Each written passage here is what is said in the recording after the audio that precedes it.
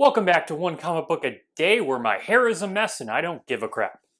It's just a lot of work. I already just showered, so it should be better, but nope. Today we are covering Superman number 8. I know we just covered Superman number 7, but due to weird scheduling and everything else of how these comics were released, I kind of made an error, so we have to go to Superman number 8 now. It's not a bad comic. We'll return to Action Comic Books after 8, but we're not there for long before 9. They're coming out quicker, and each one is a lot of Superman. So the first story to Superman number 8 is The Giants of Professor Zee, and yeah, that does sound like a B-horror movie from the 1950s.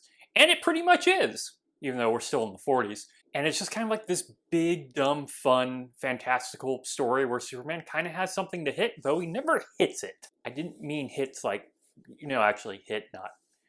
You get it. So we start off in Professor Zee's laboratory where he's creating giants to somehow benefit the world.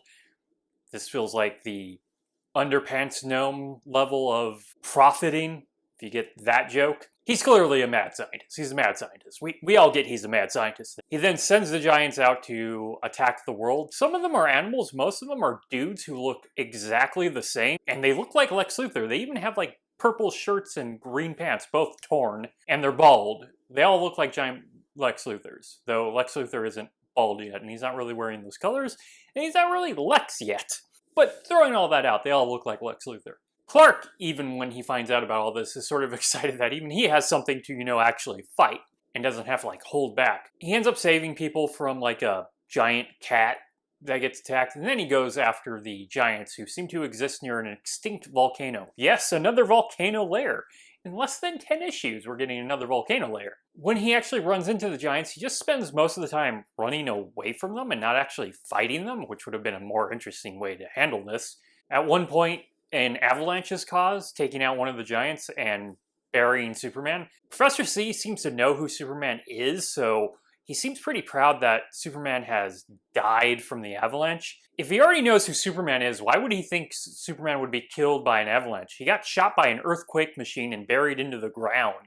That's a lot more deadlier than the avalanche. And he came out of that without a scratch. While Superman is buried under the avalanche, Lois is around in an airplane trying to get coverage of the entire story. She gets captured along with the governor and the governor's daughter. Professor Zee then threatens the governor to turn both women into giants, and actually starts to do it. We see them kind of get bigger.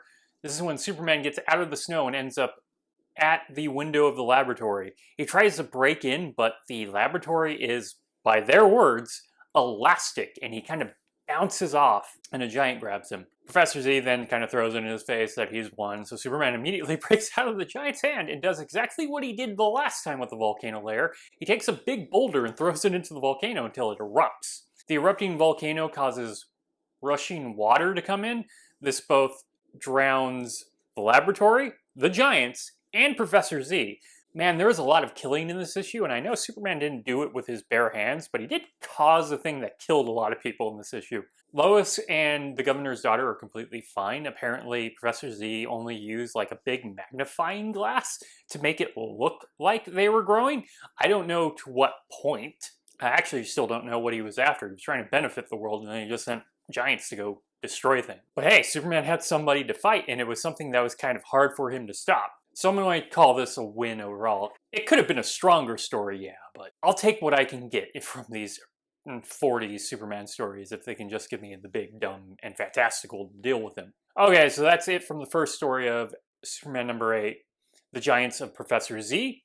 If you enjoyed this video, please like and subscribe. Hit the bell icon to get notifications when a new video goes up. I do this Monday through Friday, but Fridays is Bat Friday, where I cover a Batman story in either Batman the comic or Detective Comics, which will have at least one Batman story. And until next time, let us ponder the question, whatever did happen to the Man of Tomorrow? Also, what was Professor Zee trying to accomplish with these giants?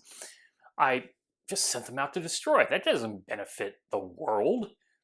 Have a good day.